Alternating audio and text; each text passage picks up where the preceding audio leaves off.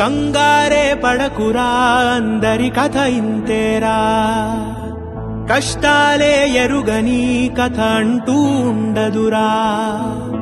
కన్నీళ్లే దాటని కళ్ళేవీ లేవు కదా. కల్లోలం జరగని బ్రతుకంటూ ఉండదుగా.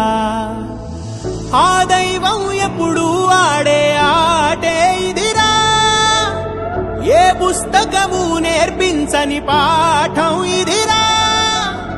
నీతో నువ్వు యుద్ధం చేస్తూ సాగాలిరా.